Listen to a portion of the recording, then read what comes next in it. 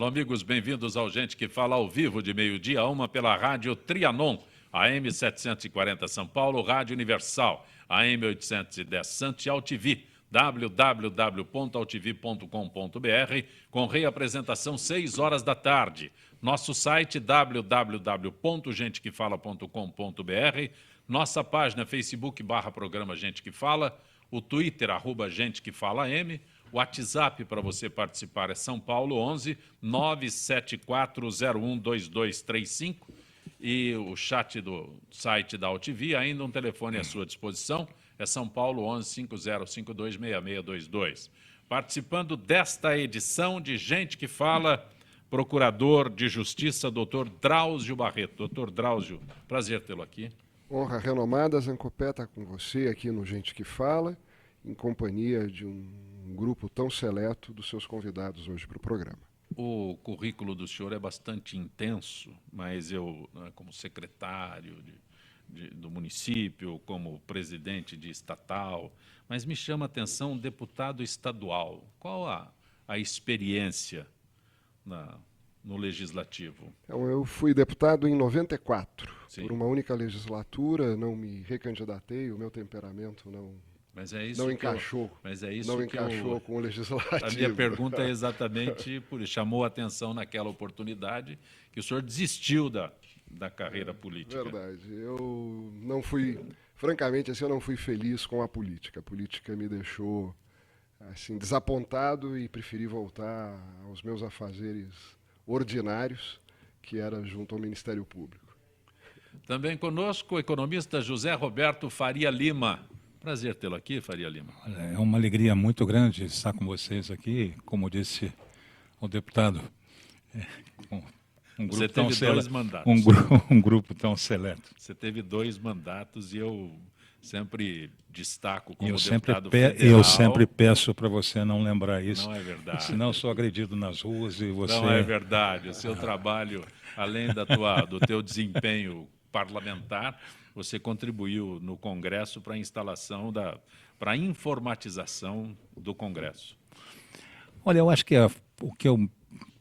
para mim, né, o que eu melhor fiz lá foi tentar dar um grito em relação ao problema ambiental. Como eu cheguei com uma votação muito grande lá, o pessoal lá da cúpula do parlamento me colocou e me criou uma comissão especial de meio ambiente naquela época, quando a poluição era grave, mas não era tão ruim quanto é hoje. Ou seja, passado todo esse tempo, a situação só piorou.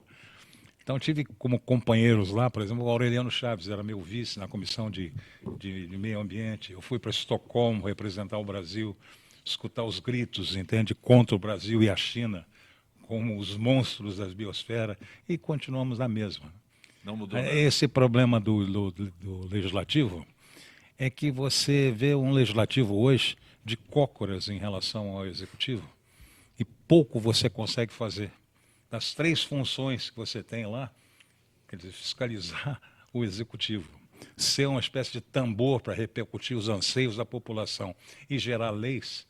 Quando eu fiz o Prodazem, nós tínhamos 250 mil. Eu cheguei para o Petrônio Portela e para o Pereira Lopes, dá para consolidar em 2.500, se vocês querem. Ninguém quis. Então, hoje nós devemos ter, em termos de normas jurídicas, mais de 3 milhões. Tem portarias aí de ministérios que valem muito mais do que leis. E o legislativo, então, não faz leis. Fiscalizar, ele não está fiscalizando, porque o Tribunal de Contas faz todo o trâmite lá e depois tem um julgamento político que pode simplesmente jogar tudo aquilo que foi feito fora. E repercutir como tambor, eu acho que as redes sociais hoje fazem isso com melhor qualidade. Também conosco o advogado José de Lima Neto, da Rona Advogados, correto?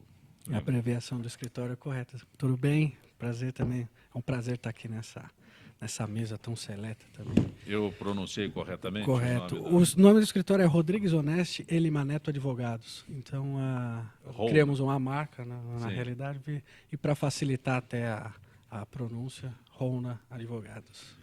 Também conosco o vereador Laércio Benco. Prazer tê-lo aqui, Benco. Prazer é meu, Zancopé. É um prazer estar aqui de novo aqui. Cumprimento vocês, internautas, cumprimento os ouvintes aqui, cumprimento os demais membros da mesa.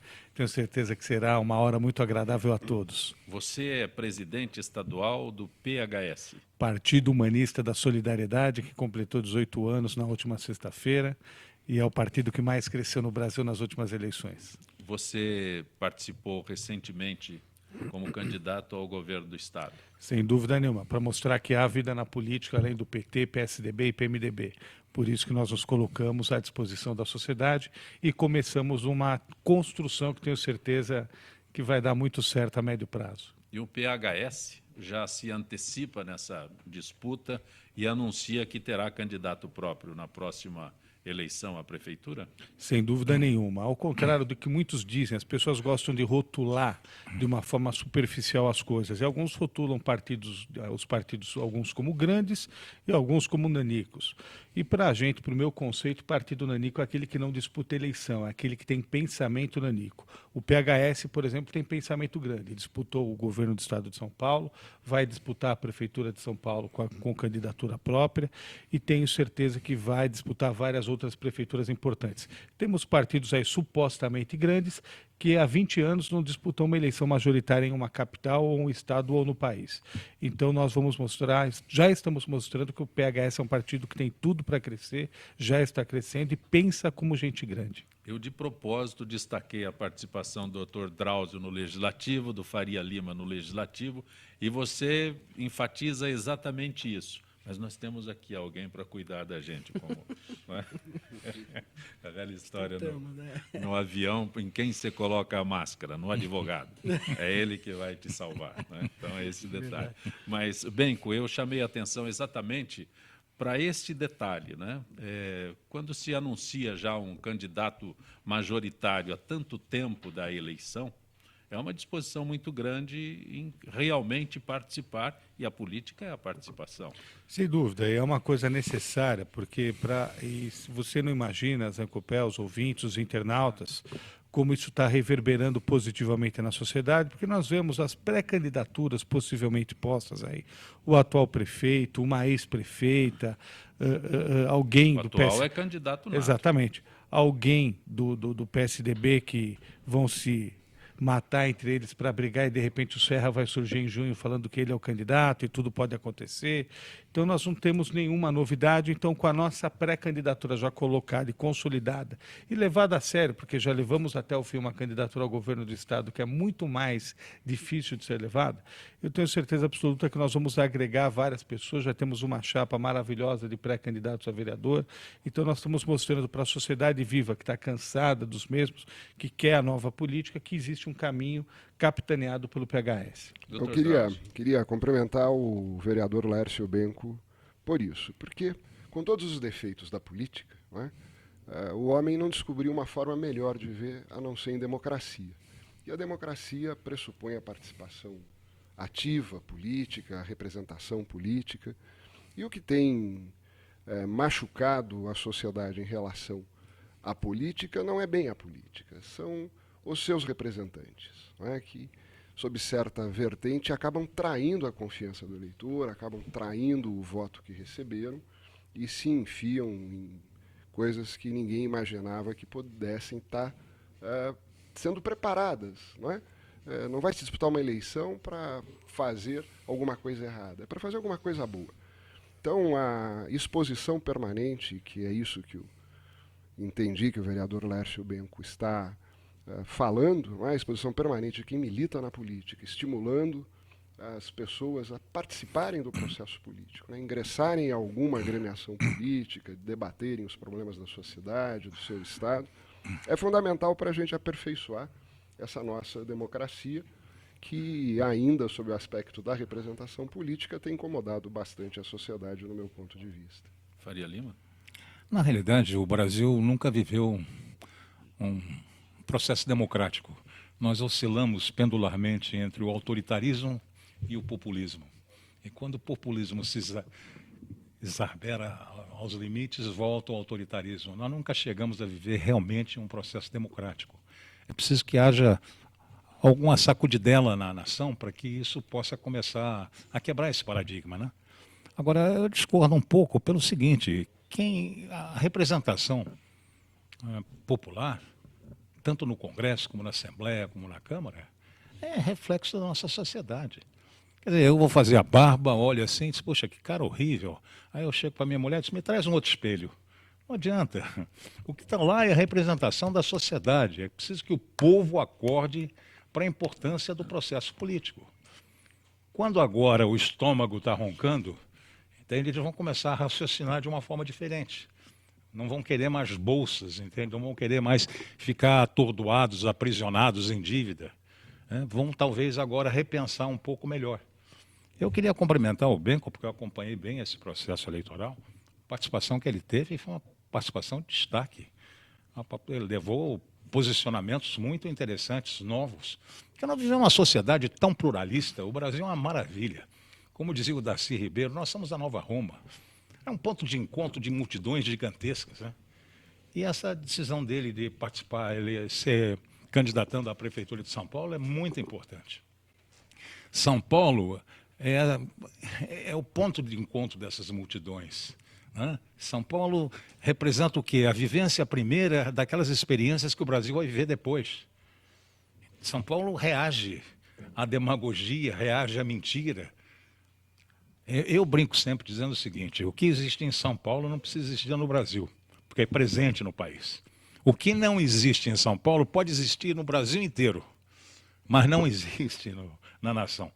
O caso, por exemplo, do PMDB. O PMDB é um partido que está localizado e pulverizado por milhares das 6.565 municípios, está em quase todos. Mas não existe em São Paulo. Se não existe realmente em São Paulo, não existe no Brasil. Esse é um aspecto interessante. É preciso, como ele mesmo mencionou, talvez tenha sido, não sei se eu identifiquei bem, aquele que não quer participar, não quer colocar o rosto para bater. Política, você tem que tomar posição, não pode ficar em cima de muro, ou você é ou você não é. E o povo brasileiro, entende, prefere que você tome uma decisão errada, mais rápida, a você ficar dormindo em cima de uma solução. São as grandes contradições que existem no Brasil. Nós estávamos conversando sobre um personagem na antessala que entendia bem isso. Quer dizer, o Brasil vive de contradições. Né? Eu elenquei os 3 problemas concretos do Brasil. 1, conquistar a Amazônia sem destruí-la. Eu tenho a minha ideia de como fazer. Não é pela pata do boi, nem pela mineração, é pela minha lua verde. Vamos criar um laboratório de pesquisa, pesquisar os fármacos, pesquisar a biodiversidade gigantesca. Acho que metade da Amazônia não foi pisada ainda por pés humanos. Então, ali é uma riqueza que a gente nem sabe dimensioná-la. O segundo problema são os desequilíbrios, os precipícios que existem entre todas as regiões e entre pessoas. Tem gente andando de Rolls Royce, tem gente andando de pé descalço. Isso não funciona. É preciso criar, entende, um processo de aproximação, de pontes entre esses 2 pontos distantes. E o terceiro problema real, concreto brasileiro é gerenciar megacidades. Uma cidade como São Paulo é um ralo de desperdício. Um gato 50 vezes maior que um outro gato não é um gato, é um tigre. Para tomar conta de um gatinho, qualquer amestradorzinho toma. Para tomar conta de uma cidade, tem que ser um domador. E acho que o Benco está querendo ser domador. E que assim o seja. Lima Neto. Concordo plenamente com o doutor. Com o doutor também. Traz de parabéns, viu, Benco? Acompanhei também com eles também um amigo candidato na época a deputado pelo partido. Então pude acompanhar também o Benco nessa caminhada dele. E São Paulo hoje me dá tristeza de ver essa cidade do jeito que está. Então realmente a sociedade se impondo mais com essa força de vontade dessa nova política, como você disse, fazer renascer mesmo a cidade de São Paulo, principalmente a cidade de São Paulo. Porque hoje em dia, tanto parte de segurança, a cidade está uma sujeira danada, uma bagunça danada, um trânsito danado. Hoje em dia, viver aqui na cidade de São Paulo é para os fortes mesmo, realmente, para quem não cansa e tem ainda a esperança de que essa cidade seja ainda algo, ou que foi no passado, pelo menos, né? Então, todo o apoio aí, parabéns aí pela coragem, né, de Muito já obrigado. anunciar essa pré-candidatura. Ô Benco, uma coisa me chama a atenção. A Câmara Municipal perde. Sem dúvida. Não Porque você é perde, não. vereador, você é vereador. Eu acredito que não perde por um motivo. Essa é uma coisa que eu acredito e também quero deixar como exemplo.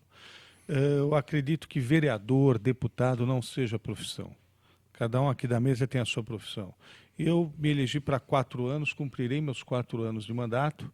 E eu acho que todos os projetos que eu gostaria de ter colocado em votação, todas as ideias que eu queria ter proposto, tudo aquilo que eu queria fiscalizar, tudo aquilo que eu poderia fazer, 4 anos é tempo mais do que suficiente. Mais do que isso, talvez a gente comece a ocupar um espaço que não é nosso, que mereça uma rotatividade. Então, eu também sou um ferrenho defensor da renovação na política. Eu acho que a renovação, eu acho que a reciclagem, eu acho que as mudanças de cadeira são muito importantes, porque a água parada só serve para atrair mosquito da dengue. Então, nós temos que Desde que seja mexer, limpa, desde que seja e eu limpa. acho que nós temos que mexer as águas da política, porque mesmo água limpa parada fica suja. E eu fico, apesar de respeitar meus 54 colegas, eu fico deprimido. Às vezes, ao olhar para alguns que estão lá há 20 anos, alguns há 24 anos, eu falo, poxa, a vida deles virou isso. E a política não é ser vereador, ser deputado. A política é algo muito mais amplo. Então, essa nossa candidatura ela tem 2 vieses. Um viés de mostrar que existe uma proposta, uma candidatura do século XXI, porque todas as demais são do século XX. E a outra é mostrar que existe alguém com coragem suficiente para deixar uma reeleição, que seria praticamente certa, porque afinal de contas sou presidente do partido, teria toda uma estrutura, mas para abrir caminhos, para eleger uma bancada maior, porque hoje eu sou o único vereador do meu partido, sendo candidato, tenho certeza absoluta que nós vamos eleger pelo menos 3 ou 4 vereadores. Então, mostrar que, ao mesmo tempo em que temos propostas novas para deixar marcadas, nós também vamos eleger uma bancada muito consistente de candidatos, de vereadores pelo nosso partido. Então, é para mostrar isso, em suma, no nosso conceito, o que significa a nova política. O assunto de hoje em todos os jornais, ministro Thomas Traumann, da Comunicação Social, entregou o pedido de demissão à presidente Dilma Rousseff, que aceitou. Nota divulgada pelo Palácio do Planalto não informa o motivo nem diz quem assumirá a pasta. Traumann é o 3º ministro a deixar o cargo no 2º mandato da presidente Dilma Rousseff. Além dele, saíram Cid Gomes, da Educação, Marcelo Neri, da Secretaria de Assuntos Estratégicos. Dr. Drauzio Lima Neto, Faria Lima... Bom, esse ministro sai só do Ministério de Comunicação Social, mas parece que está indo ser chefe da comunicação da Petrobras, né? Para tentar fazer a Petrobras sair desse olho de furacão, pelo menos no aspecto de comunicação, é o que se pretende aí, pelo que a gente tem visto. Mas não... Então cai para cima, é isso? Parece que explodiu para cima. Assim, né? Parece que explodiu para cima. É sempre assim. Cai para cima. Há esse documento apócrifo, que acho que é a origem da saída dele, dizendo que há um caos político no governo, né, da presidente Dilma, e acho que ele ficou impossibilitado de continuar trabalhando ali, mas vai trabalhar na Petrobras. Então, sei lá. Hoje em dia está difícil da gente acreditar que exista assim, um pouco mais de lucidez no encaminhamento das coisas, não é? Não conheço esse homem, deve ter o seu valor, senão não estaria trabalhando numa área tão importante. Mas se tem uma coisa que não tem funcionado entre governo central e a sociedade brasileira é a comunicação, né? Há um fosso entre o que as pessoas sentem, precisam e querem, e entre aquilo que o governo sugere que está percebendo, né? E acho que isso fazia parte, talvez, das responsabilidades deste agora ex-ministro Thomas Traumann. Vamos ver lá na Petrobras se é que ele vai para lá mesmo, o que é que ele vai fazer, né? Matéria-prima ele vai ter. Bastante. Inclusive, o que eles sabem mais fazer são propagandas, né, para tentar se limpar na própria sujeira, né, como nós costumamos dizer. Esse famoso cai para cima aqui no Brasil é incrível, né? É um país sério mesmo. Né? Maravilhoso. As pessoas, e principalmente na Petrobras, já explodiu, como até o próprio doutor falou, desse documento, né, que muitas redes sociais estavam chamando o ex-ministro agora, né, que ele que jogou tudo no ventilador com relação à máquina do PT da comunicação suja que eles faziam. Então, vai fazer isso agora na Petrobras? Como é que vai ser? Eu não sei. A Petrobras está precisando, não está precisando, acredito, de gente assim. Não está precisando de gente que possa, através de comunicação, ou falta dela, jogar as coisas para debaixo do tapete. Então, acho que é, mais uma vez, uma falta de senso, que é uma falta de profissionalismo mesmo desse governo que às vezes me dá desânimo mesmo, realmente. É lamentável. Olha, não tem nenhum engenheiro aqui na mesa, mas usando uma linguagem comum da engenharia que todos conhecem, nós vivemos na política um momento de fadiga de material. Nós temos uma presidente reeleita, no seu terceiro mês demitido 3 ministros. Nós temos um governador no estado de São Paulo patinando com problemas acumulados, escondidos debaixo do tapete durante os seus vários anos aí de mandato, sei lá, o Geraldo já está há uns 16, 20 anos aí no governo, e gerou uma fadiga de material. Por quê? O grande problema é o apego às pessoas pelo poder, é o apego às pessoas pela cadeira. Esse programa, a gente que fala, ele é interessante por quê? Porque tem um grande apresentador e convidados que vão se reciclando dia a dia. Imagina se fosse as 5 mesmas pessoas diariamente. Em 3, 4 dias ninguém mais assistiria, ninguém mais ouviria. Então, na política, nós temos que ter mudanças de cadeiras, nós temos que ter alternância e renovação no poder. Nós temos hoje um momento de crise absurda no país, de crise absurda no estado de São Paulo, onde eu vi uma matéria que ilustra bem do José de Souza na Folha de São Paulo do último sábado, onde ele diz claramente que pela linguagem do asfalto, abrindo aspas, usando a imagem dele, pela linguagem do asfalto, o PT e PSDB são farinha do mesmo saco. E, infelizmente, ele tem razão quando diz isso. Porque se nós pegarmos as causas dos problemas em nível nacional e as causas dos problemas em nível estadual, a causa é apenas uma: não querem largar o osso, ninguém quer deixar o poder, ninguém quer dar espaço para novas lideranças. E as velhas lideranças que estão lá, elas não têm novas ideias para resolver os novos problemas. Todos deixaram um legado interessante. O PSDB deixou um legado muito interessante quando esteve na presidência da República com o Fernando Henrique, com a estabilização econômica. O Lula deixou um legado interessante com a melhor distribuição de renda. Mas e aí?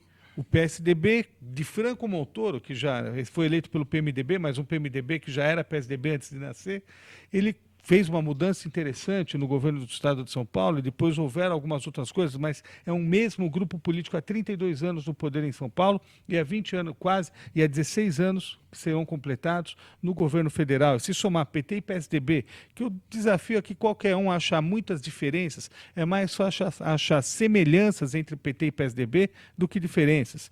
Então, se pegarmos PT e PSDB, que um depende do outro para sobreviver, porque quando você fala, aponta um dedo para um petista e fala da Petrobras, ele vem falar da violência em São Paulo, vem falar do escândalo da Alstom. Quando você pega um tucano para falar sobre o problema da Sabesp, para falar da Alstom, ele vai falar da Petrobras. Então, graças a Deus para o petista existe o tucano, e graças a Deus para o tucano existe o petista. E, infelizmente, para a sociedade, nós ainda não conseguimos criar uma alternativa a essa dicotomia de poder que tem levado o país ao buraco. Então, eu acho que essa queda do ministro demonstra um governo que já está acabando no seu início, e isso se reflete também em nível estadual, e teremos anos tristes. Eu sou contra impeachment, não vejo, sofremos uma propaganda enganosa da Dilma, sofremos propaganda enganosa do Geraldo Alckmin, vejo mais 3 anos e meio tristes aí para a gente, temos que suportar isso e aprender. Daqui 2 anos temos eleições e temos chances de começar uma renovação, mas o cenário é negro como a asa da graúna. Faria Lima. Olha, muda o cheiro. Muda o cheiro. O que eu vejo realmente, por exemplo, nesse episódio do Trauma. O importante é falar a verdade. Nós vivemos uma cleptocracia onde a mentira suplanta a verdade. E tem até uns ditados bíblicos que dizem só a verdade liberta. Então, o que eu vejo na política hoje é uma tentativa de sacralizar a política, transformar a política em religião. Então, o sujeito não é mais militante político, ele é um fanático religioso, né?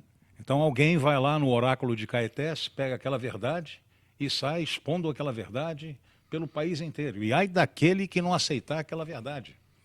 É queimado na fogueira. simplesmente queimado da fogueira. Esse problema de o que eles profanaram os valores brasileiros. O problema é muito mais sério, porque nós estamos, entende, pegando a juventude já dentro dessa realidade.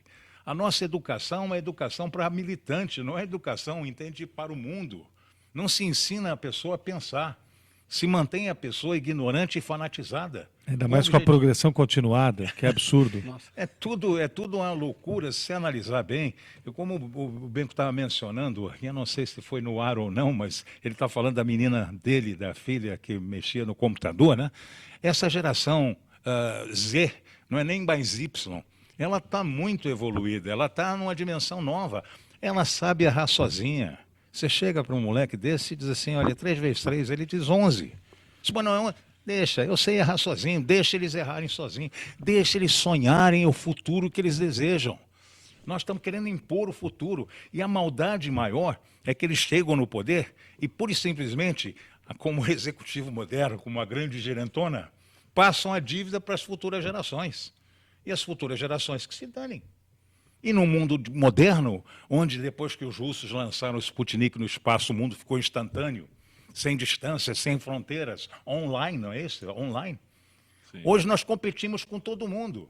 Um japonesinho desmama e vai para um terminal, vai mexer num lap desses aí, melhor do que você. Com certeza. Que é um expert. E nós vamos o quê? Soltar pipa? Nem pipa mais, já esqueceram, inclusive, de ensinar folclore para as nossas crianças. De gude, e o Brasil está completamente fora do planeta, como se nós fôssemos uma ilha. Olha, a crise internacional que vem aí, não é a crise de 2008, a que está chegando agora. Ela é muito maior do que aquela que já aconteceu. E quando a de 2008 chegou aqui, o que os bancos centrais fizeram? Porque dinheiro é a primeira coisa que se globalizou. Você aperta um botão, ele sai daqui, vai para qualquer lugar rapidamente. Os bancos centrais baixaram a taxa de juros a 0. Se vier uma nova crise, com esse dinheiro gigantesco que flutua, sem querer aportar em lugar nenhum, como é que os bancos centrais vão atuar? Vejam os sintomas. Inflação é sintoma. Inflação é monopólio do governo, mas é sintoma de uma doença muito séria. O Brasil está vivendo uma situação de doença muito séria. Daqui a pouco vão dar um remédio e vão matar o paciente. E ninguém está enxergando, dentro dessa dimensão mais globalizada, a nossa posição nesse mundo. Pois é, Faria Lima. A China está numa situação péssima. A China, a bolha imobiliária na China, são 60 milhões de casas. Eles cresceram o PIB fazendo investimento, entende, em construção civil, em casa, em apartamento. Isso não é investimento, isso é transferência. Investimento é quando você pega os fatores de produção, junta eles todos, eles geram uma sinergia positiva. Pega os valores, entende, do que o Brasil produz. Soja, tudo ficou barato. A Dilma não se contentou em que estava tudo caro aqui, ela fez tudo caro para os brasileiros no mundo inteiro. Ninguém nem vai para Orlando, nem para lugar nenhum. Na classe econômica, você pode até deitar nas 5 cadeiras lá. Então, nós não estamos vendo esse enfoque maior, porque nós ficamos olhando para o nosso umbigo. Essa crise que vem é uma crise de uma dimensão para assustar. Que o não é marolinha. Faria Lima está dizendo, a nossa situação fica mais ainda frágil, porque toda a esperança no acerto de caminho econômico está depositado sobre o nome do Joaquim Levy. E que tem um programa que não coincide necessariamente com o programa político do PT. Ao contrário, não é? Os próprios parlamentares e o próprio partido critica o rigor das medidas que estão sendo sugeridas e apresentadas. Então, assim, só para estimular aqui a nossa imaginação. O Joaquim Levy é um professor de culinária vegetariana dentro de um açougue. De um abatedouro, né? Ou uma ilha. Tá tudo nas costas dele, porque parece que é um programa dele, não parece que é um programa de governo, o ajuste. É claro que a presidente está deixando. O pai seria ele, né? Mas o pai é ele. Mas se tirar este homem, Faria Lima, hoje, do Ministério, 3 já foram embora em 3 meses, como disse. O governo já morreu, já nasceu morto. É a viúva porcina, é aquela que foi sem nunca ter sido. Eu preciso neste momento, convocar a Gisele, que fala conosco. Gisele Souza é do setor de eventos da FIPESP, como toda quinta-feira. Gisele, boa tarde. Tarde, Gisele Na quinta-feira está conosco no Gente que Fala, trazendo aqui informações, o boletim da FIPESP. Tudo bem, Gisele? Boa tarde aos ouvintes do Gente A gente que vai Fala. para um intervalo e na volta a gente conversa com a Gisele aqui no Gente que Fala. Retornaremos em instantes.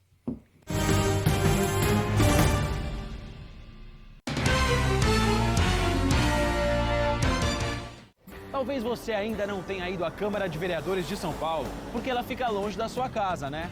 Mas não tem problema, pois a partir de agora ela vai ficar bem pertinho de você. Vem aí Câmara no seu bairro, que vai ouvir todas as necessidades da sua região. Serão realizadas 32 sessões plenárias na cidade inteira. Tudo para que a gente possa ouvir as suas ideias e sugestões. Por isso, participe! É a Câmara de Vereadores de São Paulo indo ao seu encontro por uma cidade melhor. Sim, meus amigos, muito prazer, eu sou Sérgio Oliveira e estou aqui para lembrar vocês que toda segunda-feira, 9 horas da noite, eu estou aqui na TV da internet com o Futebol Alternativo TV. Sim, Série D, Série C, Copas Estaduais, as discussões de acesso, tudo aquilo que nenhum outro programa esportivo fala, tem a coragem, a capacidade de falar, nós falamos aqui na UTV. Toda segunda, 9 horas da noite, só aqui na TV da internet.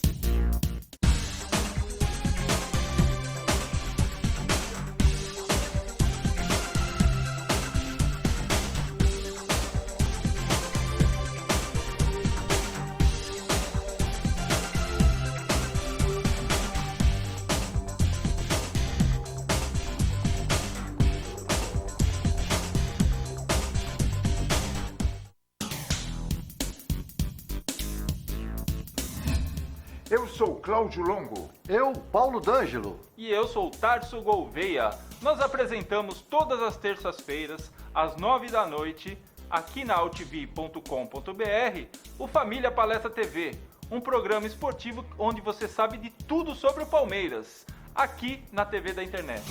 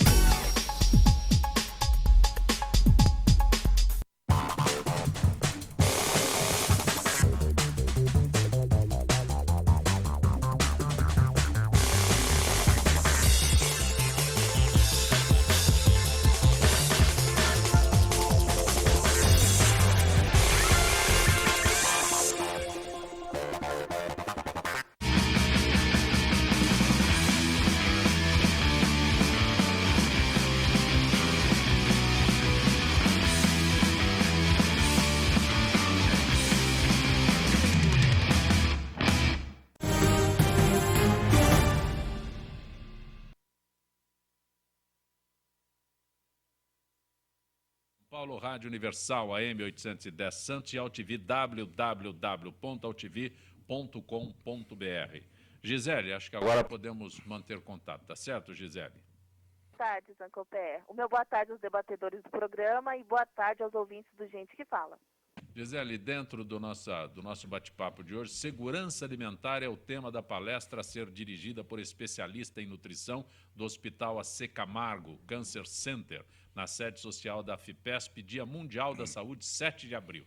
O evento, produzido pela Coordenadoria de Esportes da FIPESP, tem como objetivo ampliar a conscientização dos associados sobre a importância de uma alimentação equilibrada para se viver mais e melhor. Eu pergunto a você, a parceria com o Hospital AC Camargo Cancer Center ajuda a fortalecer o tema aprovado pela Organização Mundial da Saúde para 2015? Com certeza, muita gente sabe que a alimentação saudável contribui para se evitar doenças, inclusive o câncer.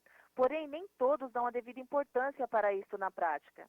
A palestra, dirigida por um especialista do Hospital AC Camargo, terá o peso que pretendemos para atingir os nossos associados, ou seja, na prevenção.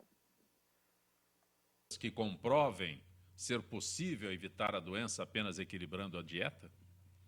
Algumas pesquisas sugerem ser possível a prevenção de cerca de 30% dos casos de câncer, apenas observando com mais cuidado os alimentos que normalmente consumimos. E isso é fato. Alguns alimentos funcionam como antioxidantes, fornecendo ao organismo substâncias imprescindíveis para combater os radicais livres que atacam as células. Só para lembrar, o contrário também é verdadeiro. Uma alimentação desequilibrada, ruim, nos coloca no grupo de risco, com a possibilidade de apresentar a doença. Quais são os tipos de alimentos que fornecem os antioxidantes? Essas substâncias antioxidantes estão nas frutas, verduras, legumes e carnes.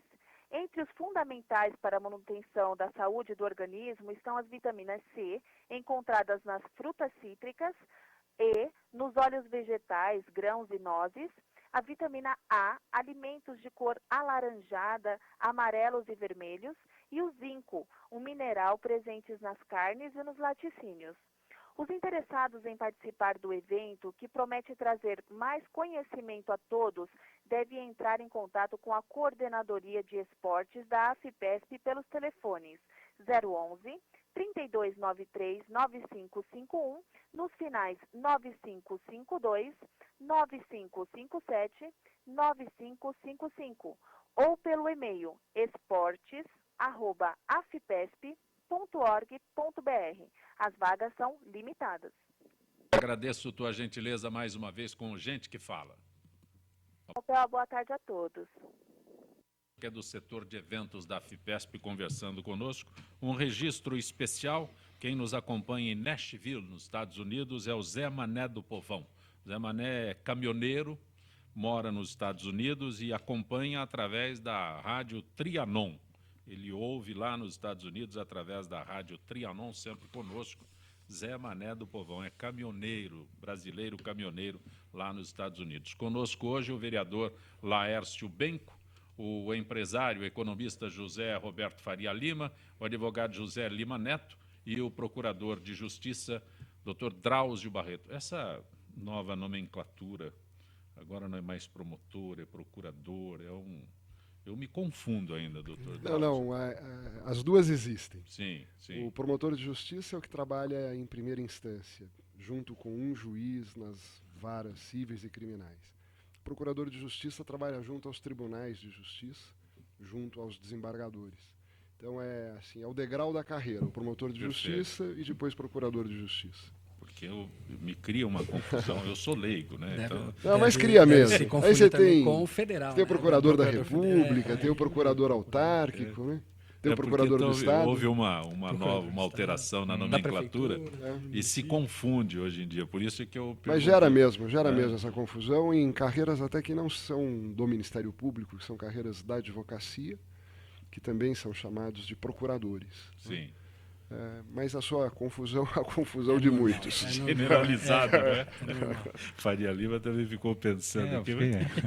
Não, mas é isso que acontece toda vez que eu vou. Olha, desde que não mexo com o Moro, para mim está tudo bem.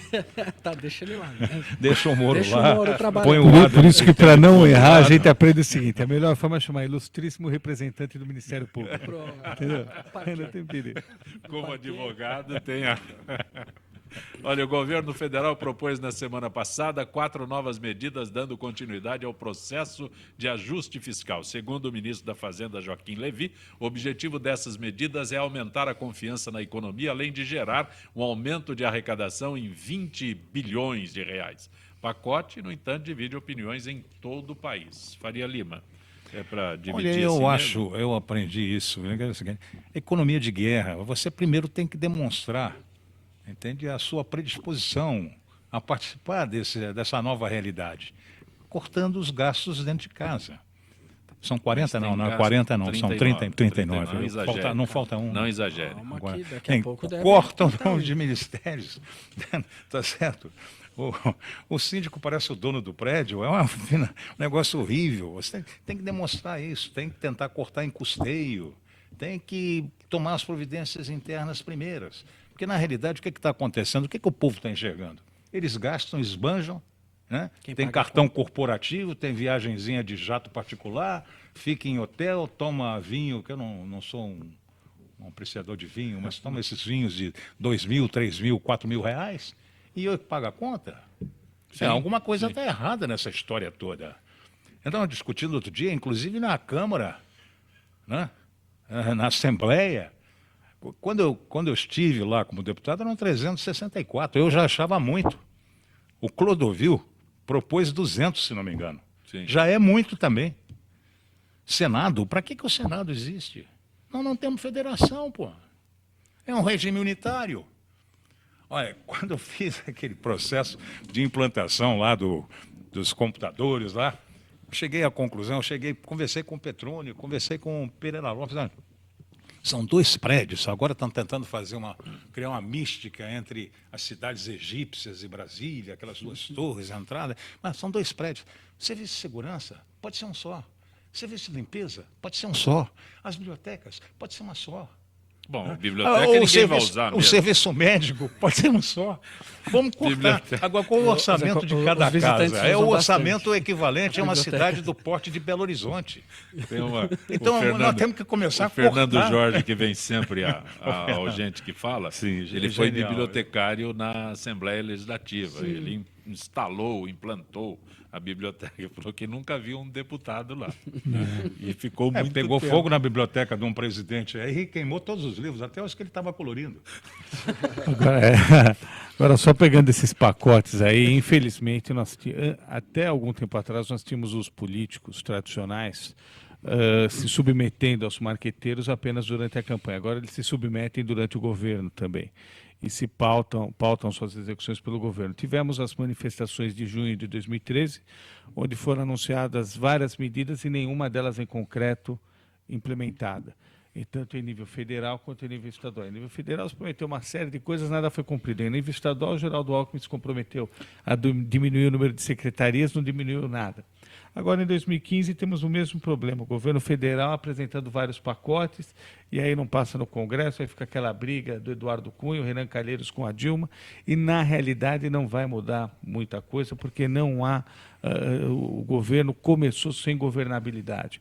Eu aqui, como sou um pouco ousado, faço aposta com quem quiser, a gente pode fazer aposta com quem quiser uma cesta básica aí para dar para a entidade de caridade que quiser, que o Joaquim Levy não come o peru de Natal como ministro. Isso. Mas faz uma aposta que a Dilma renuncia até o Natal também, que eu entro nessa. Isso é muito fácil. Não é muito fácil. Agora, depende do Bradesco.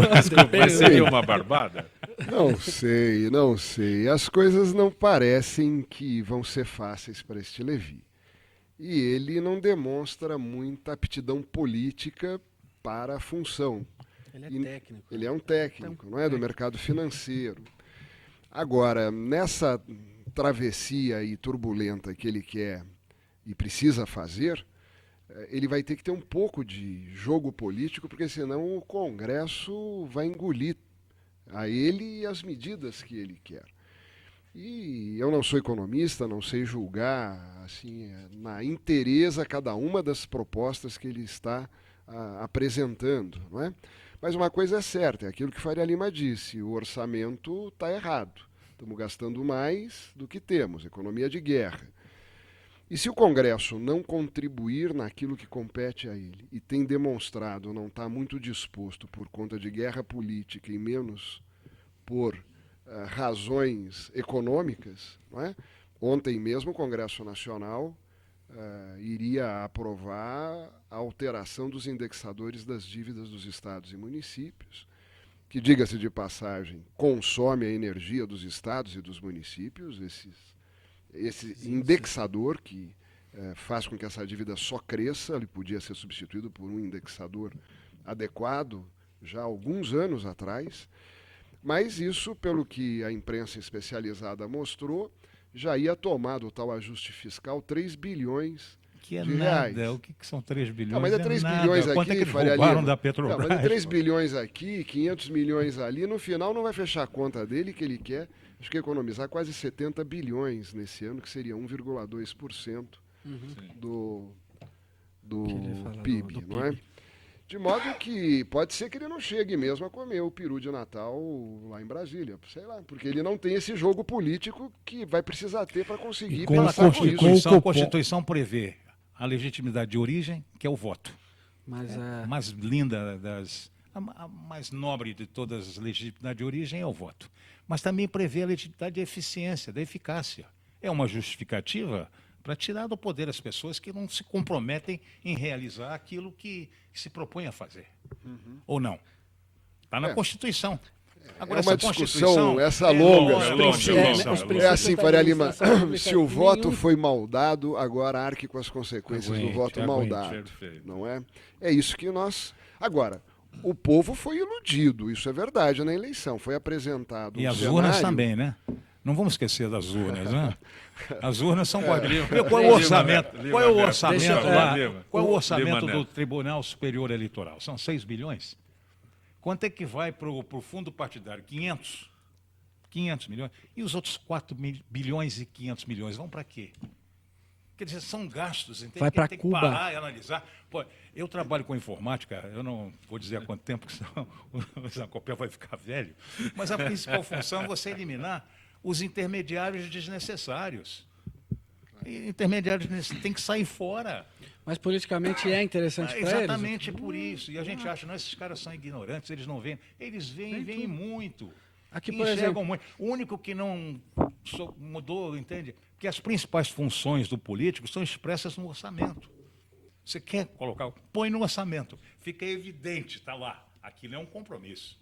Não existe isso. Por exemplo, esses ajustes aqui, juridicamente falando, analisando eles de uma forma jurídica, exemplo, a equiparação do atacadista ao industrial na área dos cosméticos, né, incluindo o IPI na cadeia, esse IPI.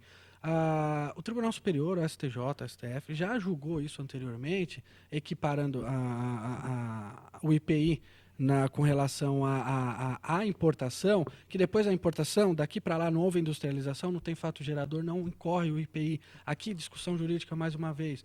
Um monte de ação jurídica entupindo o judiciário para rever o dinheiro de volta. O IPI, não, o PIS e COFINS, eles querem aumentar com esse plano de 9,25 para 11 e pouco, alegando que tirou da base de cálculo o ICMS, né, nas importações. Só que o que? Eles incluíram, hoje entrou a lei de 2015 agora, 12 mil e pouco, não me recordo, ela inclui maldosamente na base de cálculo do PIS e COFINS o ICMS, o ISS e o IPI, que essa lei ainda também, já vários juristas, no meu entendimento, ela é inconstitucional. Mas outro mecanismo jurídico também para entupir, isso daqui quem causa entope discussão. lá o judiciário não são as próprias ações do governo?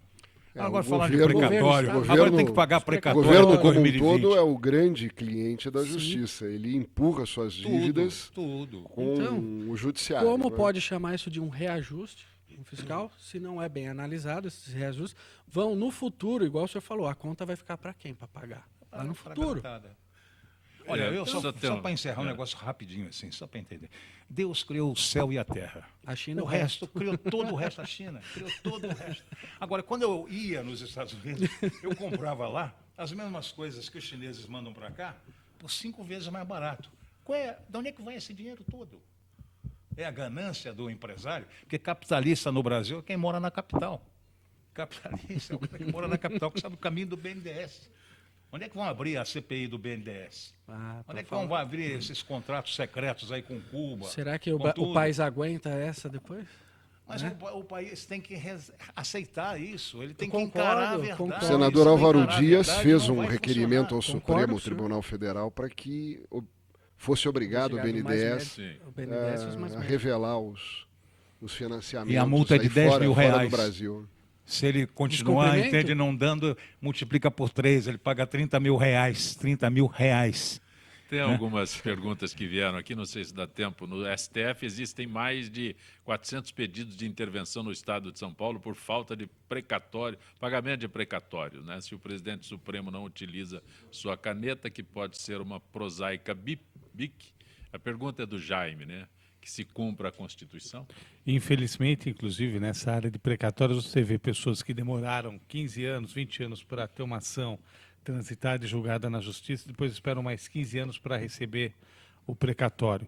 E vemos hoje que dinheiro há, basta ter vontade política, como o governador Geraldo Alckmin teve agora para socorrer a Sabesp, que eles mesmos quebraram, onde o governo fez um acordo em segunda instância, uma ação da Sabesp contra o governo do Estado de São Paulo, que poderia demorar mais 10 anos ainda, mas o governo está injetando agora R$1 bilhão na Sabesp, enquanto o seu Jaime, que pode ter o tio ou a mãe ou ele mesmo na fila do precatório para receber uns R$70 mil de precatório alimentar, outros tantos e tantos que têm 30, 40 mil reais para receber e estão na fila aí, a Sabesp vai receber agora $1 bilhão para ajudar a pagar os dividendos aos acionistas norte-americanos que têm as ações da Sabesp na Bolsa de Valores de Nova York. Continuamos com o volume morto. E nós no volume morto porque venderam toda a nossa água. Doutor, hoje o Estado de São Paulo está pagando que ano, mais ou menos?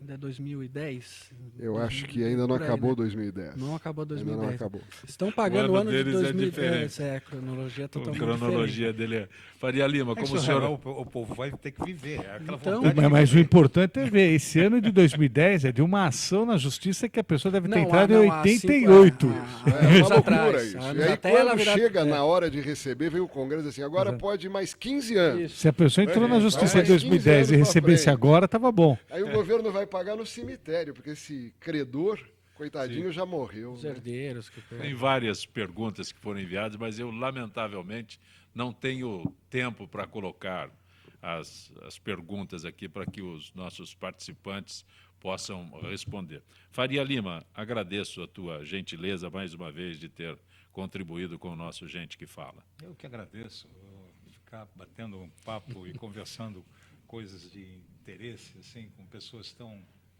capacitadas. E vendo o seu sorriso aqui, já para mim, já estou pago. Você é muito gentil. Benco, vereador Benco.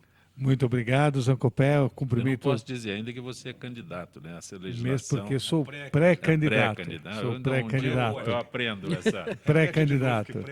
É, pré-pode. Tempo de jovem pan, repita. Mas agradeço aqui, Zancopé, agradeço o convite, agradeço a paciência de todos os internautas, todos os ouvintes, e aqueles que quiserem encaminhar as perguntas que não tiveram tempo de serem respondidas, mande para a gente, laerciobenco@câmara.sp.gov.br. Grato por ter vindo. Lima Neto, agradeço a tua gentileza mais uma vez. Eu que agradeço e eu gosto de vir aqui porque a gente, né, fala de tudo, né?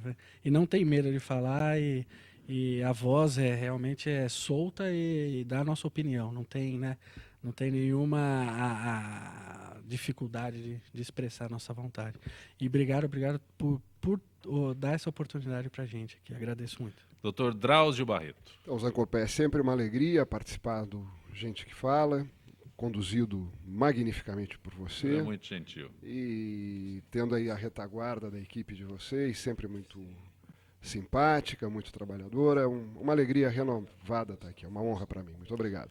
Gente que Fala tem na direção-geral o jornalista Fausto Camunha, diretora de produção Zenilda Savato, redação Raela Brandão, Pedro Esquiavão, na pauta José Carlos Sicarelli, produção cultural Ricardo Godoy, na rádio Trianon, Neildo Neres, Cléo Rodrigues, Ricardo Valim, Benê Benê, na direção da UTV Alberto Luquete, na técnica James Eduardo, Marcelo Fontan, Iago Matsumoto, Sérgio Oliveira, Arthur Endler. Estaremos de volta amanhã, meio-dia. Gratos, até lá.